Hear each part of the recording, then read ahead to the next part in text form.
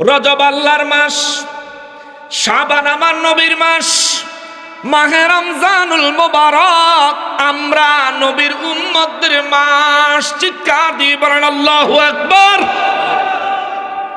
আল্লাহ দিয়েছে এই মাস আমাদেরকে। এই মাস দিয়া আমার আল্লাহ কালামে হাকিমে সূরা বাকারার 183 নম্বর আয়াতে কারিমায় আল্লাহ বলেন, বিসমিল্লাহির রহমানির রহিম, ইয়া আইয়ুহাল্লাযীনা আমানু কুতিবা আলাইকুমুস সিয়ামু কামা কুতিবা আলাল্লাযীনা মিন ক্বাবলিকুম كما كتب على الذين من قبلكم لعلكم تتقون।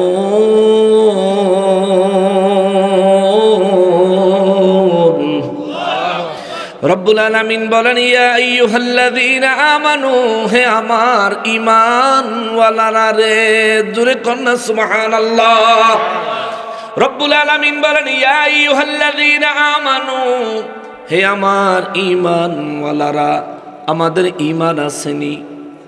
কথা কর না, ঈমান আসেনিও না? ঈমান বেচে জান্নাতের টিকিট কিনা লাইছেন? আচ্ছা, তাইলে জবান খুলে আমাকে একটু জবাব দেন, আমাদের ঈমান আসেনি? আমাদের গুনাহ আসেনি? জোরে বলেন। আমাদের ঈমানও আছে, আমাদের গুনাহও আছে।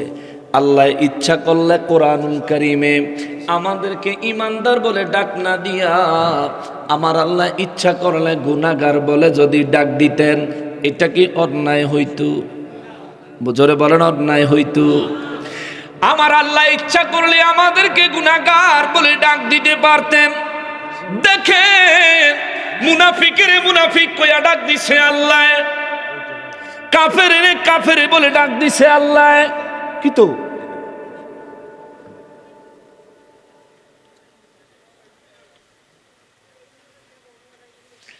কাফের রে আল্লাহ কাফের বলে ডাক দিল, মুনাফিকের আল্লাহ মুনাফিক বলে ডাক দিল।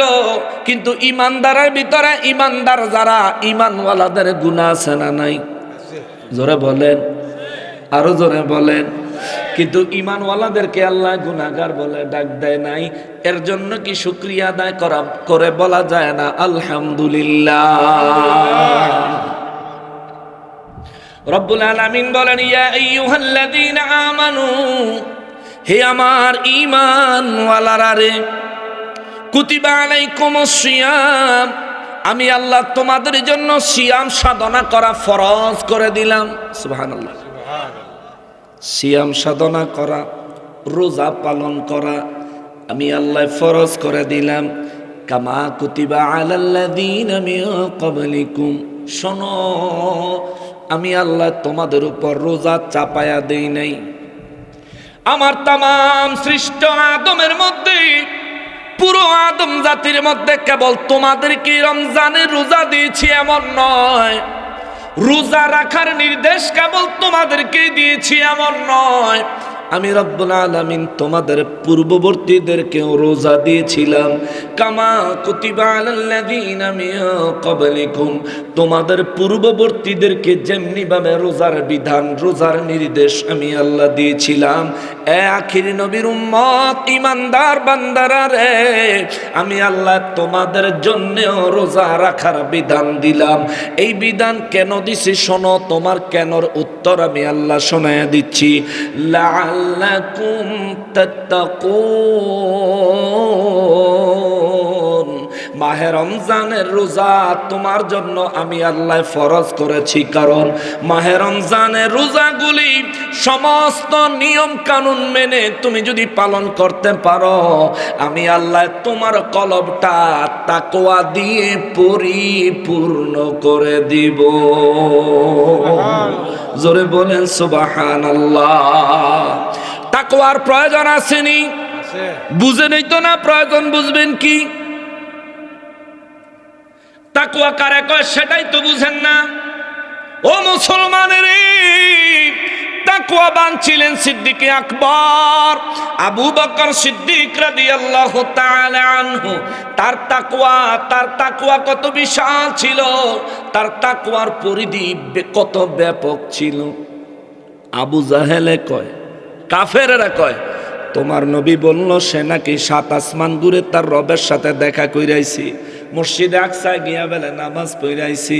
আবু বকর সিদ্দিক রাদিয়াল্লাহু কয়, আবু জাহেল, আমার নবীর বদনাম না কইলে তোর পেটের ভাত হজম হয় না, খাবার হজম হয় না বুঝি। আবু জাহেল কয়, রে আবু বকর, আজ আমি তোমার নবীর নামে কোনো মিথ্যা কথা বলছি না, শোনো, তোমার নবী নিজেই এই কথা বলতেছে। আবু বকর রাদিয়াল্লাহু তাআলা আনহু বলেন, যদি আমার নবী বলে থাকেন অবশ্যই সত্য বলেছে। সুবহানাল্লাহ। তাকওয়া। জিবরাইল আমিন বলেন, মালিক রে, তোমার জান্নাতের ভিতরে প্রবেশ করে জান্নাতীদের জন্য যেই জান্নাত বানাইছো, একটা জান্নাতি যেই ব্যক্তি সবচেয়ে ছোট জান্নাত পাবে তার জন্য 10টা পৃথিবীর সমান একটা জান্নাত বানাইছো। সুবহানাল্লাহ। সবচেয়ে ছোট জান্নাতের মালিক যদি আপনি হন, আপনার জান্নাতের সাইজ হবে এই 10টা পৃথিবীর সমান। জোরে করেন আল্লাহু আকবার। আরো জোরে বলেন আল্লাহু আকবার। হইতে পারে জান্নাতের কথা শুনে আজ আপনার জবান থেকে আল্লাহু আকবার ধ্বনিটা আল্লাহর পছন্দ হয়ে যাইতে পারে, আল্লাহ আপনার জন্য জান্নাতের বাজেট দিয়েও দিতে পারে। আল্লাহু আকবার। আচ্ছা, এই তাম পৃথিবীটা জিবরাইল আমিন যদি ঘুরে কত ঘন্টা সময় লাগবে? ঘন্টা লাগবে? মুহূর্তের মধ্যে ঘুরে ফেলাইব। সবচাইতে ছোট জান্নাত যাকে দেওয়া হবে, ওই জান্নাতের সাইজ এইরকম 10টা পৃথিবীর সমান, কিন্তু এই পৃথিবীর সমান কিনা এইটা নিশ্চিত নয়। হুজুর কেন? 10টা পৃথিবীর সমান।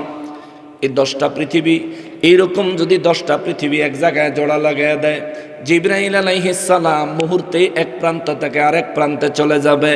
আল্লাহ তার এত পাওয়ার, এত ক্ষমতা দিছে।